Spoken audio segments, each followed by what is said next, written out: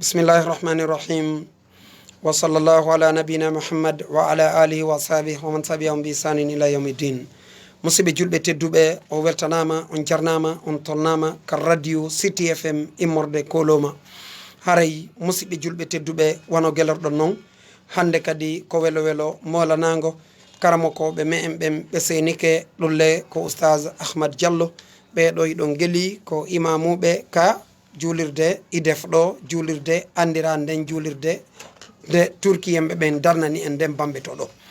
haray musidɓe julɓe tedduɓe ko teddugal e moɗon hiɓe senorani en ɗo mawdou labaɗo mawdou fi gongugol nde tawde oɗo mawdou hiɗen yeeli gollitirgol oɗo hiɗen yelani ɗum ɗo kañum kadi ɓe ala e gollitirde ɗum ɗo ɓen yo Allah newno ɓe gollitira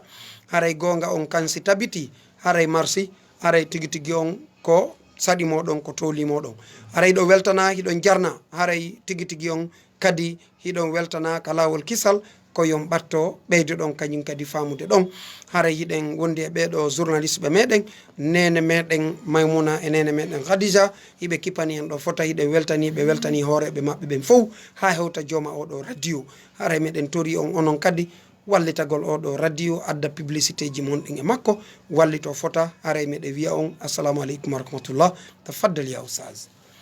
alhamdulillahi rabbil alamin alhamdulillahi wa bi ni'mati tatimmu salihat wassalatu wassalamu ala mab'uth rahmatan lil alamin wa ala alihi wa ashabi ajma'in wa ba'du. Assalamu aleykum wa rahmatullahi ta'ala wa barakatuh. wa aleykum salam wa rahmatullah. haray ɗo en naate ka mawdu moarɗen fi muɗum haray ko jarnugol ɗon weltanon onon e wonan ɓen gaɓen e ɗe golle ɗo inchallah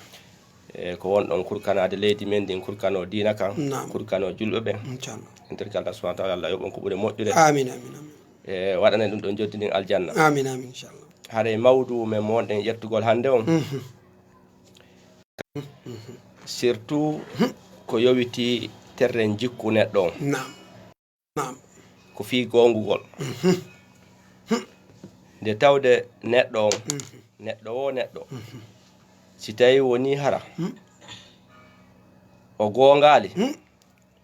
gonda makko ɗa wata ñiɓugol fellete ɗum sas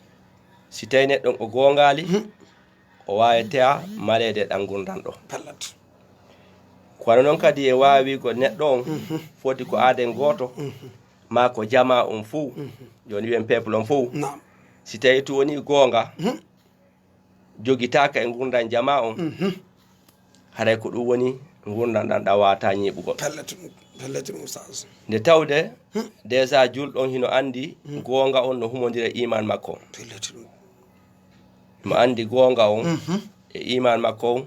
ɗum ɗon ko hunde humodirde nde wata sertugo no woni noon kan kadi neɗɗon haray mo andi gonga on e l'islam makko on hino jogodiri himo andi kadi kanko neɗɗon si tawi woni o gongal ka gurdam makko o wawata heɓugo gurdam timmuɗam ko ɗum si tawi woni en dartiri ɗum ɗo en taway no waɗɗi kala neɗɗo gongugol foti ko kene makko on ma ko gundo makko on ma ka konguɗi makko ma ka kuuɗe makko nde tawde neɗɗon si tawi woni on ti gongi no nuraɗo makir noon ko gonga on woni e fewnugol ɗen faade ko moƴƴi kon fop hiɗen andi noon kadi si tawi woni goɗɗo waɗi ko moƴƴi kon haray ko laawol aljanna ngo woni e yahugol joni noon aljanna on ko ɗum ɗon ɓuuri mawnude e ko neɗɗo woni e ɗaɓɓugo ka gurdam makko ko ɗum waɗi si wiɗen neɗɗo on ala ko faɗi hay hunde si tawi woni Allah waɗi o heeɓi aljanna o pellete ɗum stas kala ko faɗuɗa yo Allah hokkore ka gurdam ma an neɗɗo on si tawi woni hara a heeɓi aljanna o haray a faɗali hay fus pellete ɗum kala kadi ko heɓuɗa an neɗɗo on si woni a heɓali aljanna on haray hunde a heɓali nde tawde Allah subhanahu wa ta'ala kanko tigi himo daali faman zuhziha anin nar wa udkhila aljanna faqad faz wama alhayatu dunya illa mata'ul ghurur kanko Allah subhanahu wa ta'ala on himo daali wonde kala mo o puusi o pottini gange yiite jahannama yani maygol naata yiite o naadi mo aljanna hara yo andu kanko neɗɗon o gañike o heɓi ko ɗaɓɓa kon fes ɗulle ko non wondiri nde tawde o adna mo wonɗen ɗo ko piihum naftitorkum kono kadi ko hoday kum mari nafa ko mari hodo asese en fof eɗen andi kala domaine mo wonɗa mum so gaɗa domaine jawdi wonɗa masi ko gandal wonɗa masi ko laamu wonɗa kala ko wonirɗa e martabaji ɗin fof hara hiɗa andi an ko joguiɗa kon kala mo heɓali ɗum ɗon hara heɓali hay fus kono noon kadi sa darti adna on ha ka o naɓa e maɗon o accite a tawi ko Allah subhanahu wa ta'ala kon o daali kon wa mal hayatu dunya matal ghurur ko hunde wonde sahe ko sellu ɗum king ko ɗum waɗi Hasanul Basri rahimahullahu ta'ala ñande goo o yaltno kanko e taaliba makko tawi ɓorni ɓornateri moƴƴudi mo jogii puccu makko mo yaha no lanɗo yarata e nder ko yahata ko wo hewti o tawi goɗɗo goo kadi aade mawɗo nawjuɗo tampuɗo no dari no toro ka sara laawol o mawɗo yimo tun noddimo kisa ya imam daro o dari wo onon julɓe ɓen kaya ɗo wohi ɗon inna aduna on ɗo ko kaso mon aduna on ko kaso moɗo yani so woni ɗo ara koye kaso wonɗon so on iwi ɗo hara o yaltika kaso minen kadi yo minen kadi kami wonɗo ko aljanna mi wonɗo si min iwi ɗo hara men naate kaso enen ɗo ɗiɗo joni kombo meɗe woni kaso on tuma Hasanul Basri tawi si o yowtimo ɗon mubasharatan o famata o wi ɗo fewn ɗo ni o alhaali mo wonɗa ɗo ni an e tampere ma an e nawyugol ma an e ɓittagol ma si Allah subhanahu wa ta'ala o ƴettima o naadi ka yite jahannama jullande wotere o ƴawni a tawa e jaka haade tampere tampinoɗande ko nden ɗo wonno aljanna ma o o wi kadi si tawi woni min no mi woniri ɗo ni fewn ɗo no yirɗa ɗo ni ɗa ko hin komi hettiɗo si tawi Allah subhanahu wa ta'ala o okkilan aljanna makko naatan nden arande nden nomi hewtir nder to mi taja kami wonnoɗo ar koye kaso mi wonno donc o wi ko wowlako ko gonga selluɗo ken an fewn ɗo ni koye aljanna wonɗa ka wonɗa ɗo koye aljanna wonɗa ñande Allah nanguma non anda koye aljanna wonɗa min kadi kami wonɗo fewn ɗo ni koye kaso mi woni ñande Allah fuɗɗa yoɓde mi tawa hin koye kaso mi woni joni tawi laaɓi joni noon neɗɗo julɗo on kanko haray mo suti wonde so gongi ɓay pellettimo duwa gongol haray o timminay woni limanu makko e dina makka de tawde Allah subhanahu wa ta'ala on imo yowti fi gongol ka Qur'an nokkel ɗuɗuɗi imo yowti fi gongol nokkel ɗuɗuɗi ka nder hadis nabi sallallahu alayhi wa sallam himo wacci e nder muɗum déjà hay annabaɓe goo fi gongol hino tawa ko Allah subhanahu wa ta'ala o yowti ka Qur'an o wi ya ayyuhalladhina amanu taqullaha wa kunu ma'as sadiqin wono yo gonɗinɓe hule Allah subhanahu wa ta'ala rento ɗon e makko ko yon tekido mbi mana e gonguɓe ɓen si tawi neɗɗo huwodiray yo huwodira gongowo ɗum no laaɓani en hannde neɗɗo si tawi ko fenowo tawi an a fenata watan huwodir neɗɗo siko firto ahadi tawi a firta ahadi watan huwodir par ce que fi honɗum fokkitande moɗon nden on fokkitay kono an on moƴƴantama si tawi tu woni nano wayino waɗa haray on duwaka gollidugol tir tout ko tawi ara no yowiti e piiji keye ko yowiti ano jawdi e ko wano ɗum ɗon fi honɗum nde tawde neɗɗon ko konngol ngol wona nangirede yo Allah subhanahu wa ta'ala kanko mo yeeti en ɗo ko en hulumo eto ɗen teekiden e gonguɓe ɓen ya yo Allah jama taqullaha kunu ma'as sadiqin nokgo wi rijalu sadaku ma ahadullah alayh de gando ko sahaba woni ko sappaɗo kono ko dendangal julɗo fof ɓen ɗon ɓe gongi ko ɓe ahoda kon ko Allah subhanahu wa ta'ala kon nelinelaɗo yeetiɓe kon koye ɗum ɓe wonno e batte muɗum e nden gurdam maɓɓe ɗan ha koye ɗum ɗon kadi Allah subhanahu wa ta'ala on woni ko ƴettitiɓe o yiltoni wassadiqina wassadiqat duhiɓe gonguɓe ɓen e sonnaɓe gonguɓe par ce que kadina meɗen ko sonnaɓe e duhiɓe ko ɗum si ɓe inni ka haala arabu si ɓe inni yowti tun ɓe waɗi tun muzakkar nde wotere ide wasi ko fi jama wonde yoti ko har inne muannas o natori do no woni kono wonde go ara si tawi woni hunde nden ko nde important Allah subhanahu wa ta'ala o yewta fi worbe ben o yewta fi rewbe ben no woni no woni no woni sen dadi ka terren ka jalgol goddo la yaskhar qawmun min qawmin asa an yakunu khayran minhum wondi do woni am worbe rewbe nati woni wala nisa'un min nisa asa an yakunna khayran minhunna donc o yilti kadi o wolti fi rewbe fi hondum parce que on jikku don tay ko beedaabu jawgol ma donc do kadi enen e suddi ben de fota terde ma don ka gongol yilti kanko Allah subhanahu wa ta'ala o dali ya ayyuhalladhina amanu taqullaha wa qulu qawlan sadida yuslih lakum a'malakum wa yaghfir lakum dhunubakum wa man yuti illaha wa rasulahu faqad faza fawzan 'azima o nodden kanko Allah subhanahu wa ta'ala beni ko do ka Allah dali ya ayyuhalladhina amanu wo an neddo juldo da duwa tudugol nowru anda ko hondum yeta da ya wadu ma ko hondum hadada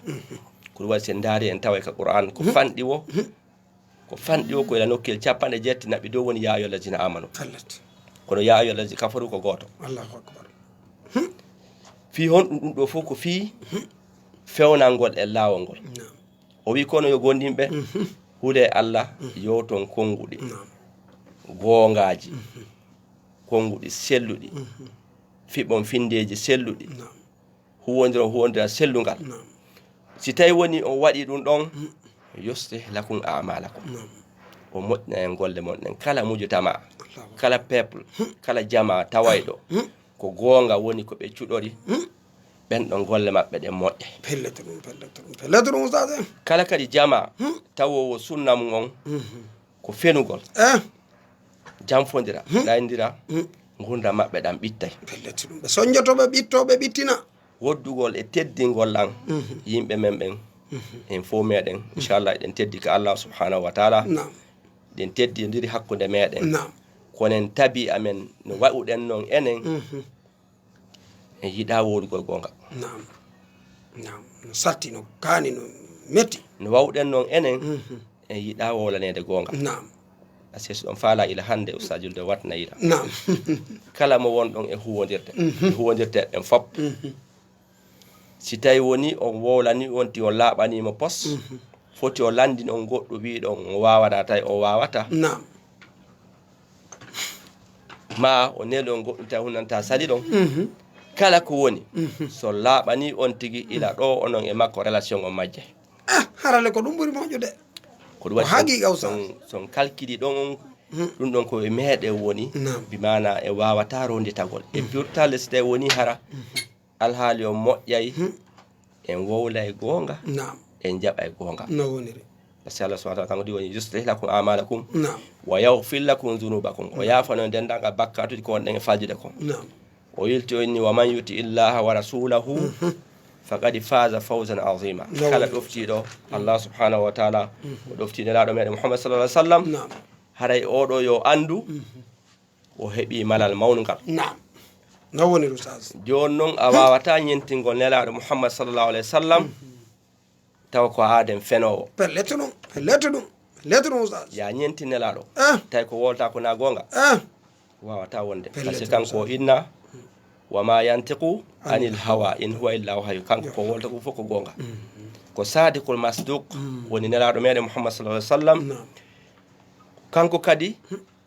ko wiira kon amin ko sabu ko hoola kon ko gongi kon zado inde makko nen ko Muhammad o watna al amin sabu ko gongi kon donc nelaado mede Muhammad sallallahu alaihi wasallam haray sitay en jentinaymo en gongay jeya kadi e shartiji annaba ko ngun e wongol nelaado as-sidq wongugol den andi dum don sibe e yota shartiji annaba ko ngun e nelaado yagal ngal har deyna to wongol gorko wana gongugo wana holade ila akhirih donc no tawa e mudum neddo yo gongo jonon Allah subhanahu wa ta'ala deja himo wacci annababe go fi gongo no tawa mudum annabi Ismail alayhi salam en andi kon do woni soro arabu ben fu be wi gengol arabu gon ko ben do woni ko iwi gadal sena Ibrahim alayhi salatu wassalam Allah subhanahu wa ta'ala no wacci mo o wi innahu kana sadiqal wa'di wa kana rasulan nabiyya kanko Ismail alayhi salam harimo gonguno ko fodayno ko ko nelaɗo ko annabajo ko ɗum waɗi sen taskike ɗo en tawa kanko ishaq alayhi salam ɓe fof hari ɓe marno martaba kono kanko martaba makko no to ɓuuri oɗa fi hon ɗum oɗa hari ko annabajo kanko noon ko annabajo ko nelaɗo par ce que kala nelaɗo ko annabajo kono wona kala annabajo on nelaɗo donc Allah subhanahu wa ta'ala o no wacci oɗo yowti fi makko kanko eɗen andi payku yagal makko o jaɓi walagol ben makko hirsamo hande woɓɓe mawɓe mumɓe o jaɓi walagol ɓay ben makko wi a Allah de yamirila yomi waɗe ɗum ɗo wonni ya aba tiffal ma tu'mar so tajini inchallah min as-sabirin donc oɗo hari so waccama ko hanuɗo waccede se ndaari Idris alayhi salam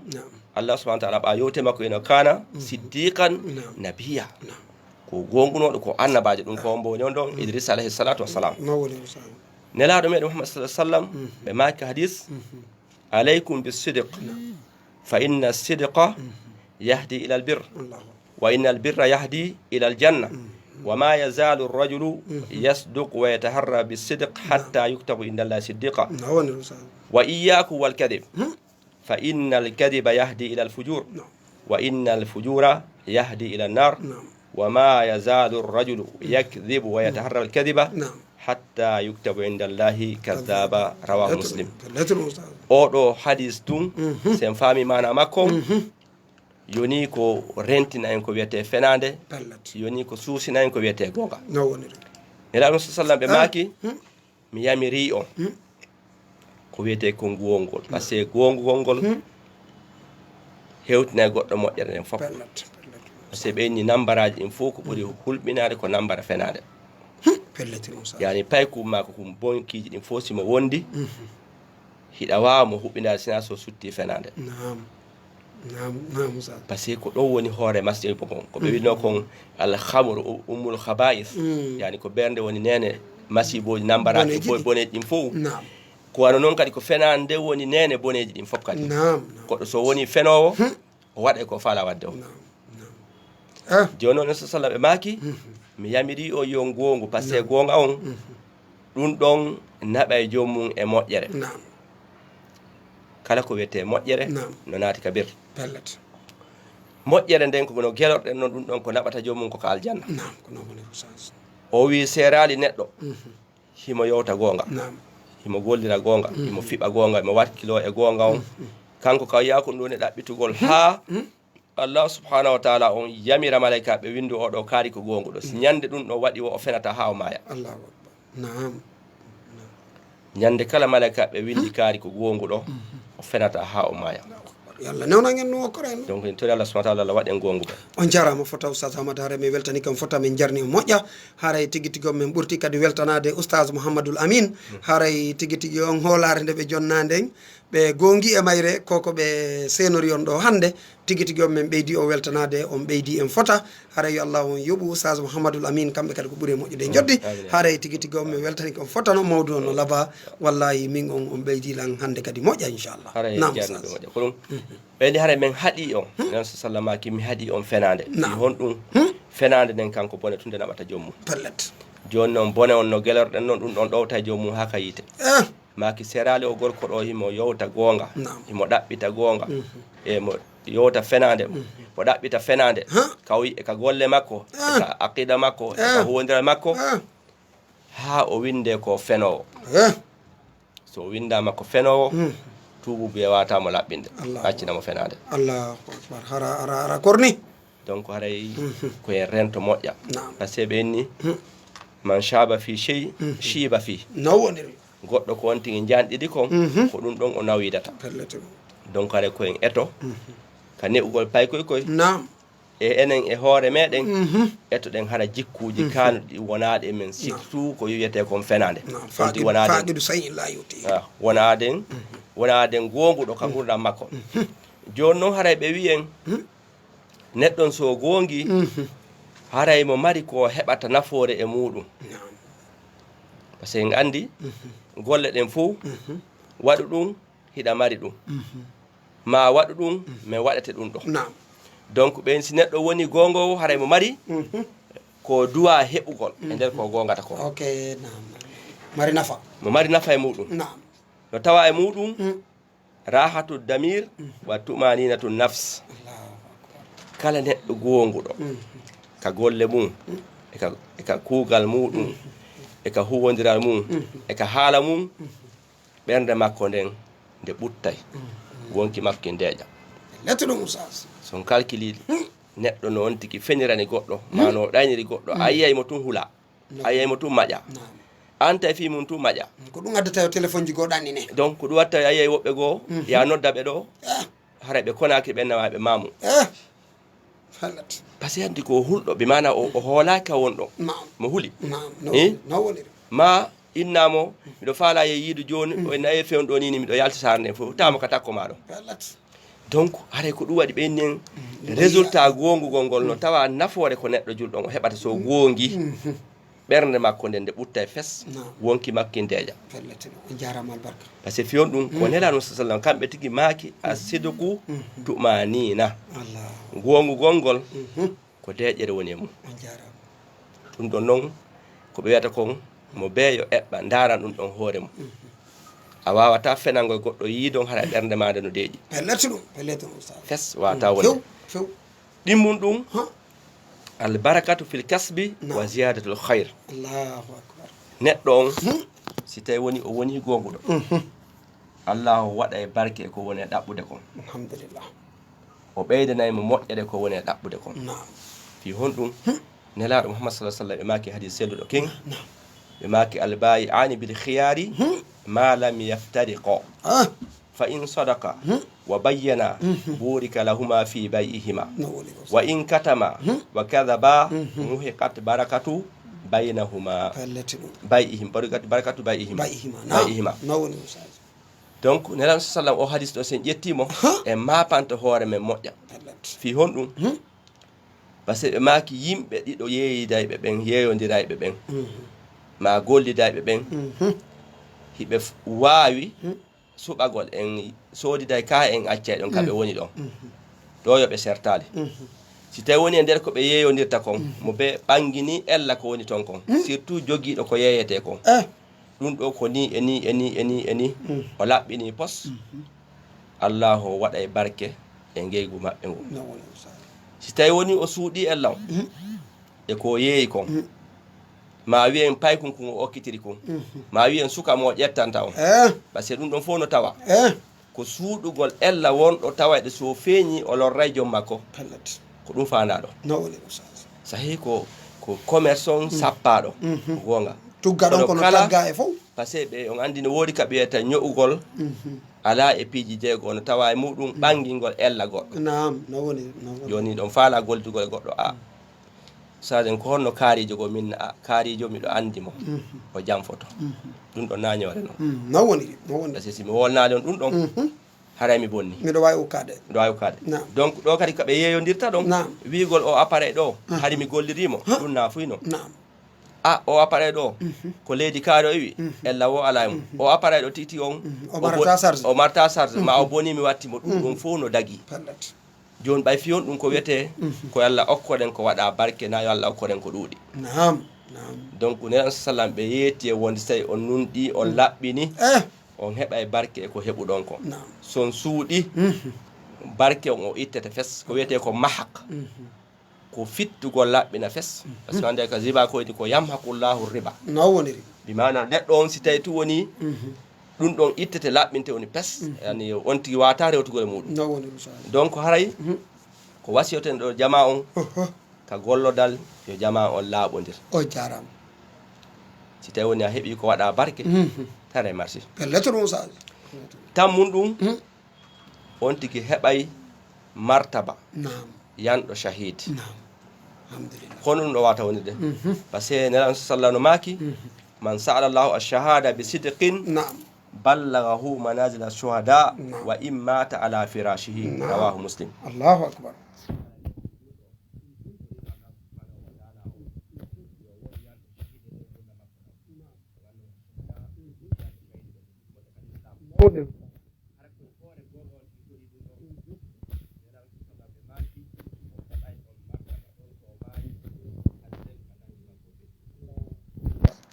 naya ɓum ɗum nam joni yaafe ɗon haray no woodi ko ɓe yettinta haray ɓe waɗa sport ji ka radio ɗo inchallah haray ko tolimoɗo inchallah nam haray musidɓe julɓe tedduɓe en weltanike Oustaz Ahmadou ɗo haray tigi tigi on ɓe waɗani en ɗo ko laaɓa haray musidɓe ɓen ka laawol kisal onon kadi on weltanama on jarnama haray Oustaz Ahmada honno ko wonɗon e waɗande en ɗo kon jama on no weltori hiɓe famude moƴƴa hiɓe leyɗe sertuɗe kono hiɓe weltani on hiɓe du'ani on hiɓe jarni on fota haray tigi tigi on o weltantoɓe haray ɓe bus e maɓɓe hiɓe ga e wawata lintude inde maɓɓe ɗen ɓe fof haray hiɓe weltani on moƴƴa équipe laawol kisal on kadi no weltani on haray tigi tigi on moodi on addani en ɗo kadi mawdu labaɗo ngol ɗo gongugol ko hunde labade ko hunde moƴƴere haray tigi tigi on meɗen weltani on jarni on fota yo Allah on tabintinan en ɗon ɗo gila ka dow ha ka ley ha ka seraji ha ka muuti haray tigi tigi on ɓanginani en ɗo ko laaɓa haray deyyo jama on faamu mbuuɗu goto marɗo barki himo ɓuuri milliard ji ɗi ala barki no ɓuuri milliard ji ɗi ala barki ndaare tun ɓe tañƴini ɗon no ɗaɓɓayno mbuuɗi ɗi ala barki ɗin ɓe heɓali lonto moƴƴo ɓe heɓali lontoji moƴƴi woni kaka ɓe nguure woni kaka golle woni kaka galle haray tigi tigi on ɓe heɓali lontoji moƴƴi haray continane en sey haray ko tolimoɗon inchallah meɗe weltani on jarni on donc haray toɓɓere naɓe nden terren ka nefore gongol ngol neɗɗon on tigi haray si o woni gonguɗo o hisay kala ko lorrata par ce que woodi ka sifa wonde ñandego goɗɗo o doguno ari o naati e suudu aade neɗɗo moƴƴo hulo Allah subhanahu wa taala o wi wallan waɗa ɓe nangam woɓɓe no jokkila nangolla wallan hisinala yandi kono o wi o ar joɗɗa ɗo jooɗi o ƴetti piho seeɗa o buge hoore makko o wirnimo ɗo oyni wonɗo ɓe aro e dogi landi konto goɗɗo dogi rewi ɗo o inni hi wo konto woni o hinomo ɗo ɓe ya jala me woni ɓe accimo ɗon ɓe ɓe accimo ɗon ɓe yeki samba kamɓe ɓe andi ko fenande woodi tawi kanko ma andi ko gonga woodi donc neɗɗo gonguɗo on no wona wondiri wosi gonga waɗama kisal waɗe joni noon haray si tawi woni neɗɗon himo gongi ɓa en andi joni en konti ɗo toɓɓe nayyi terde nafooreji ko goɗɗo heɓata ko heɓata ka gongugol gongol si tawi neɗɗon kadi himo gongi hino woodi alamaji ɗi andirten e makko neɗɗon ko gonguɗo eyo ɗo kadi on wonde nde ɓanginande ɗiɗo ko fi yomi andu min ndo tawa e ɓen ɗon ka mi tawaka si mi tawaka mi eɓɓido no mi tawire mi waɗa kisan wano noon kadi goɗɗo o kan kadi mo wawi darde simo tawa e majji so tawa ko eɓɓido kisan kon no tawrete no tawa e muɗum sidqul hadith kon ko soobeɓe naade go mawɗo nawyuɗo ɓeyni nawyuɗo ɓeyni mawɗo nawyuɗo naata aljanna o ɓiɗi ko nawyuɗo o landitiɓe maaki o naata aljanna ko nawyuɗo ɓe mana an ɗo a sansete wonta pay kon sinata aljanna alhamdulillah donc hay kamɓe hari hay awmugol ngol ko gonga ɓe wolta joni noon hen sallah no maaki ayatul munafiqi thalasa iza haddasa kadab wa iza wa'ada akhlafa wa iza tumina khana alamaji tindinɗe neɗɗo on himo mari ko wiyete ko nafiqaku ɓayen fof ene andi ko wiyete ko nafiqi ko feññingol l'islam suuɗa keferago ɓe wi mandeji mum ɗin neɗɗo on ta so yowti o fenay yani ɗiɗo si tawi woni goto e majji ɗiɗa jogiiɗi ko ya andi ɗa mari gotum e sifatul munafiq si tawi amara hay goto alhamdulillah si amara ɗi fof majji anda ferɗon ko a nafiqo timmuɗo tisko a eto ittaɗi joni no ɓe maki sonti yowti o fena so ahodama o lundo ko ahoda kon so holnama o janfo no tawa e muɗum andugol on tin hiñi ko ade neɗɗo gonguɗo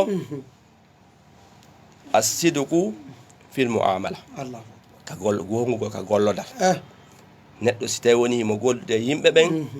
so gongidi e maɓɓe ka huwodiral o janfaki o ɗaynali o fenali hare oɗo wiyete ko gonguɗo ka gollodal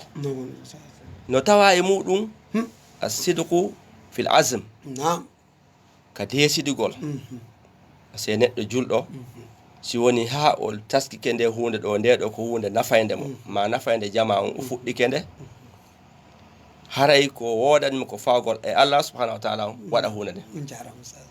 joni noon waɗugol nden hunde ɗon haray ɗum no tawi ko tindini gongol neɗɗon kanko waɗɗon fi hon ɗum yaha makko yilto ɗon on haray holli wonde neɗɗon o gonga ka fiɓugol makko no wawinde kadi gongugol ka finde makko naya ɓum ɗum sidokol waad gongugol ahadiji ɗin si on tigi ahodama no wiɗe noon ko hadis mo nana sallah maki ɗo si on tigi ahodama o eto o hunna so andi o hunnata ahadi hara o ahodaka par ce que ko wiɗen kon si tawno ɗum hara num ɓerɗe men ɗen no yajanno num gonga si goɗɗo wima ya ar sa hetta ko ennano mi ala arde kono sa inni mala arde satta e makko par ce que ko mi on kon ka deeɓi fuɗɗode yewtere e wotina hoore men ko yomi wi on mi ara e welto ɗon mi ronka arde ko noon ɓuura taw welde e ɗi si minni on ɗonki san mi wawata hettade argol ngol tale ko ɓurno ko mi indu mi wawata hettade argol ngol famodiren e hoore ɗum waynodiren e hoore ɗum e diwigol am mi aray mi ronka arde donc haray ɗum ɗon ko ɗaɓɓa ɗum jooɓum ɗum ko gongugol ka alhaali neɗɗon ɓe wi neɗɗon o duwaka ƴettugol mbaadi ndi o jeyaka e muɗum no tawa e muɗum feññingol kañum no alɗi tawa alɗa woɓɓe go no mbadinora mbaadi marɗo jawdi ta ko ɓe miskinɓe ɗum adda manti ɗum adda holli adda probléme ji buy no dawn tigui ellaji buy adda ñamale on wi donc ɗum ɗon ko dagotako ɗon ko ɗum ɓenta libas jour libasu jour kono ɗum ɗo wiyete libas jour on ɗon arabu ɓen kono ɓe wayno ɗum ɓawɗo ɗum wo hari ɓe marno ɗum hari jikku ɗum ɓawo ɗo ɗum fewdo o hadis joli on tan ngun zamanu ɗon hari marɓe goɗɗum ɓen fof ɓonto ɗiɗi e tati ɓe mana si ɗamari jawdi a lombidira miskinɓe ɓen woɓɓe ɓen hakkidiɓe waɗa dolekke goto ɓe mara ɓen haddo tun ma wano tun joni noon no wodno e woɓɓe waɗanoɓe libasu jour kono ɗum wonno ɗum ɗon ɓe ɗaɓɓayno bagui wiye wano ɓale ɓe ño'a ha moƴƴa dolekke timmuɗo tis ɓe ɗaɓɓa lefum dane hum ɓe ño'a ka jungo dolekke kun ɗon yaltita ka yaasi sa yi ɓe jooɗi ayna ko ɗiɗi ɓe ɓorni ko dane e ɓale ɓe ɓorni ɓe ɗum ɗo libasu jour joni noon neɗɗo on o duwaka hollude hoore makko mbaadi ndi o wondama no tawa e muɗum hollugol hoore mum no janggara jangga pelletu ɗum no lorri hande onno holla hoore ma hiɗa andi ko ɗum hara anda hara kadi a wata yidemɓe ɓen anda holla hoore ma an ko a rewo Allah hulowo Allah ta nano wondir ko libasu jour no bi mana ko falɗe wiide neɗɗo on ko yo gongide hoore makko ɓeni ko ɓuri satte kon fof e tagaɗo ko gongidugol e hoore mum gongidugol e hoore mum yimɓe ɓen noon sikka ɗum ko hunde fanɗude ko ɓuri sattude e neɗɗanke ko ya wonu gongi bi mana ko marɗa kon ka ɓernde ma ko ɗum ɗo yaltinta ka kene alhaali mo wonɗa on ko on ɗo wonɗa yaltinde ala ko satti hewtiɗum ɗo ɓe winowo sa heeɓi ɗum ɗo hara fotike kenema on e gundo ma on hara foti hara e fotike joni noon fiyo makumen o waw famade e jonda e am silaji ɗiɗi ma tati fi ɓay tan o yahay woni inchallah si darna yewtere men nden awa inchallah o tawa e muɗum nelaɗo sa sallam ko adiɓe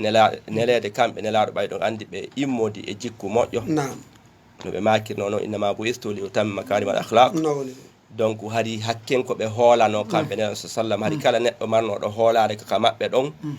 marayno keye kala marnoɗo wundo ko ha e maɓɓe ɗum ko adoɓe nelede ɗum ko fewdo sagatayagal maɓɓe hiɗen andi no tawa e ko luttini seydna ali ka suudu maɓɓe ka daɗɗuɗi maɓɓe yawmul hijra fi jonnitugol hoolareji ko ɓe halfinano donc nen sallam hari ɓe hoolano fi kala ko woɓɓe ɓe raɗiɓe ɓen halfinno ɓen e raɗiɓe ɓe kadi ko ɓen ɗon o wiyeteɗo abdoullah bun hamsa kanko tigui sifi fi nelan sallam wo ñande goo min soodi ɗo geey min soodi no makiti goɗɗum ɓa min soodidi tawi no luttidi men goɗɗum komi duwaɓe jonnugol mi wi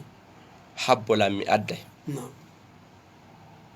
ɓe habbolam mi adday ɓe makandu nelaɗo makandu nelaɗo ɓemmi ɓe jaka ɓe tum ɓe yeggiti ɓe woni balɗe tati ɓe wawala hettagol arde tabi ekkitino ɓe andi tiɓe ari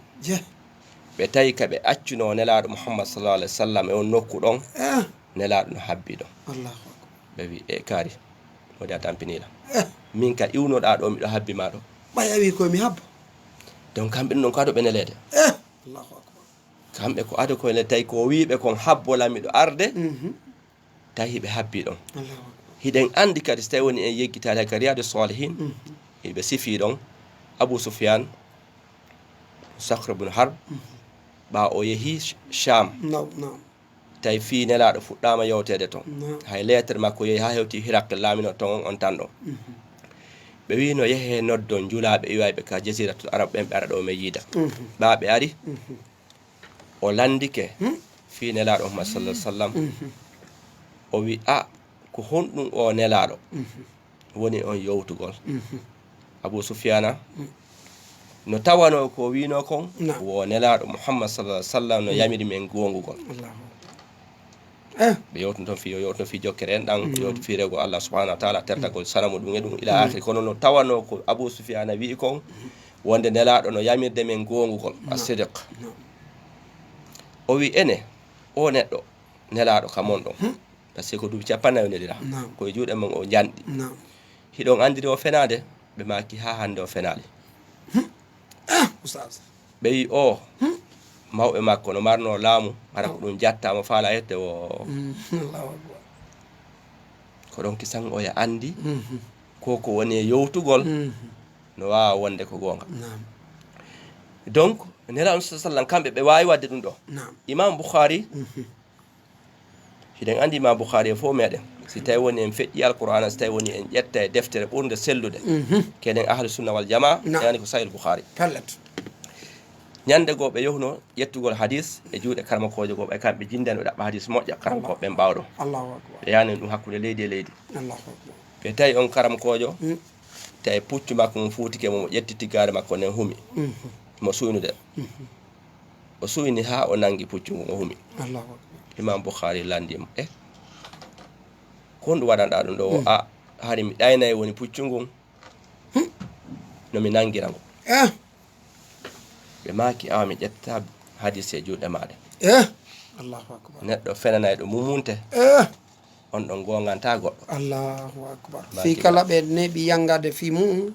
ɓe yeeya ɓe hewti ɓe maki mi ala ƴette hadis hay goto juuɗe ma fi mummunte no fenana yeru kun ko suyni ɗon yo andi enen hay enen en waɗa ɗum moƴƴa kamen ƴetta paani mum kuuda kun ɗon ɓatto nangage haɓɓa hara hunde ala nder to ɗum kadi ko ella donc imam Bukhari kanko yowti ɗum ɗo ko ella ni hayɗen andi kanko ti ko wi wo na komi mari kon fof ko selli komi waɗi ka deftere am kono noon komi watton kon fof no selli Allahu akbar no woni ɗum ko imam Bukhari woni ko sifi ɗum ɗon donc haray ɗum ɗo ko jeeya ɗum e ko ɓe ɓurano andirede ko wiyete ko as-sidq gongol ko ɗum waɗi haray e yamodira en fof meɗen on jarama naam yen eto no ekkitoren gongugol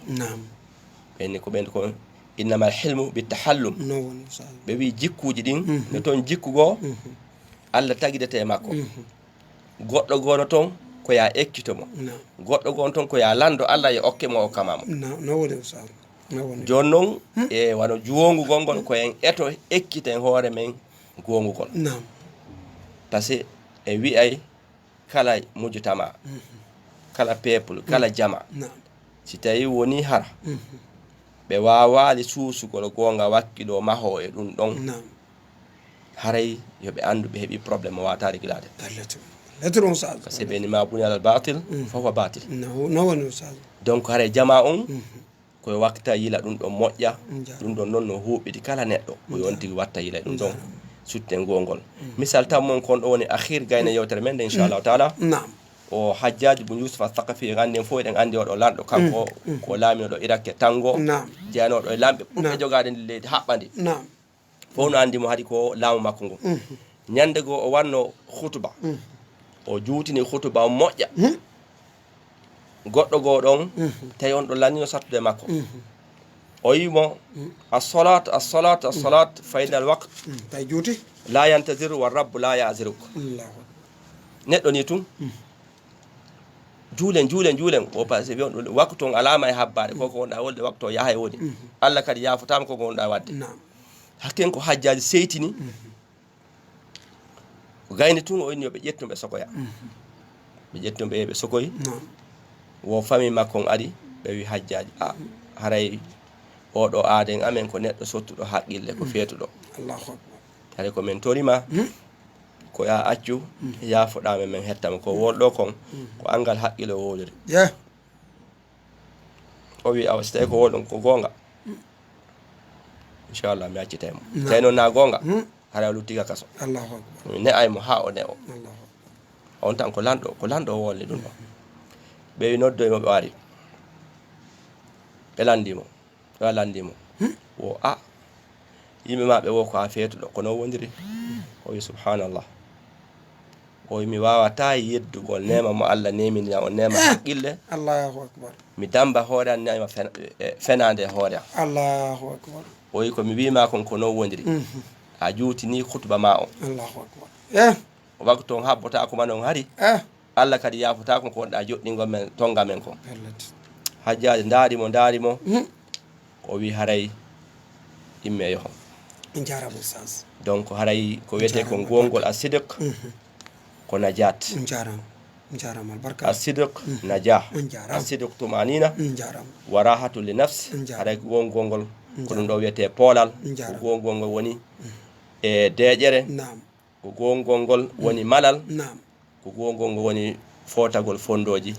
haray yamiri jama on fop on jarama oustaz surtout enen julɓe ɓen on jarama yen tabite gonga on jarama inchallahu taala haray e waway hattingol lewtere on jarama albarka haray mi weltani kam fota men jarni on moƴƴa haray tigi tigi on oustaz haray on jonni men ɗo komin joguitoto e horno kelɗiri haray on weltanama on jarnama fota musidɓe julɓe tedduɓe ɗo wawi noddude oɗo numéro 622 83 46 46 haray ko towli moɗon haray hiɗo weltana hiɗon jarna haray tigi tigi on e weltanike oustaz ahmad ɗo ɓe waɗani en ɗo yewtere labade e weltanike kadi oustaz mouhamadou lamine walluɓe ɓeɗo ɓe seeni ɓen haray tigi tigi on fuu moɗon o weltanama on duwanama on jarnama yo allahu on newnan en oɗo mako maɓɓe o gollitire ka leydi men ɗo gila ka dow ha ka ley ha ka woni wo ka woni ɓayru pellet en wii koɓe udditiri yewtere maɓɓe nden kon gongata kanko timminay ɗum dina kan gonga kanko timminay ɗum limano on haray no ɗen andi kala hunde so tawi nde timma haray tigi tigi on kara hande naftorte haray ko torodirɗen jeyjidirɗen ko gongugol o yi kadi ɓe addani en ɗeɗo mise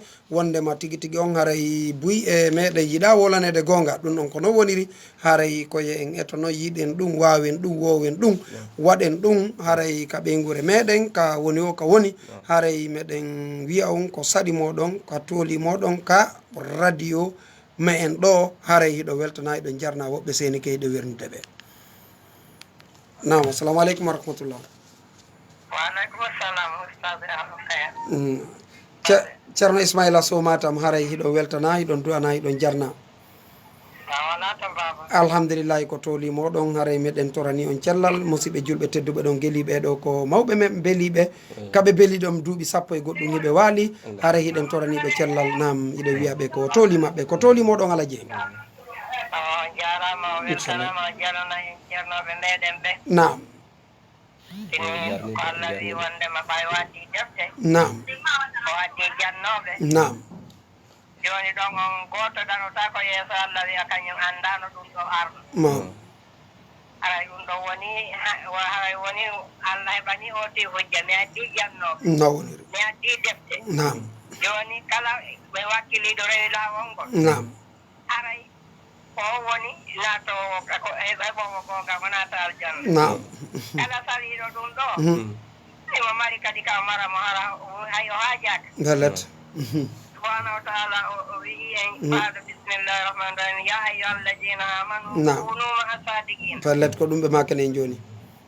ko ɗum kunu maa sadiqin belet woni kadi waman amina nam waman amina on mo hooɗa fali addi amanatahu yo tottu hoolare makko goɗɗo so hoolama wonta bonnu hoolare falletu ɗum haray ko ɗum hanani en haray ko andigol on tummeɗen e ɗo en ɗo on jarnana en karmo koɓe senotoɓe ɗon inchallah ɓe jarama assalamu aleykum wa rahmatullah. Waleykum salam wa rahmatullah. Haray en weltani keɓeɗo mawɓe meɗen en nani koɓe maki kon haray ko noon woniri haray woɓɓe goo kadi no ka ligne hiɓe senade haray hiɗe wiyaɓe ko saɗi maɓɓe ko toli maɓɓe haray oustaz Ahmad men weltaniki on fota nam oustaz nam inchallah nam haray musidɓe julɓe tedduɓe ko ɗum woni ko gueli ɗon haray tigui tigui on deyi woni welo welo molanago haray enen tiguiri hiɗe reeni hiɗen andi haray woɓɓe kadi senike hiɗe wernude ɓe nam assalamu aleykum wa rahmatullah. Waaleykum assalam wa rahmatullah. Nalaɗo alhamdulillah hiɗon e jaam ko homɓe wonɓe hon to Allah nande meɗen kosaɗo alhamdulillah nam ko tolimoɗon koko wiyete muhasaba o wi ya ayuha alladina amanu taqullaha waltandur nafsun ma qaddamat li gadin wattaqullaha inna allaha khabirun bima ta'malun.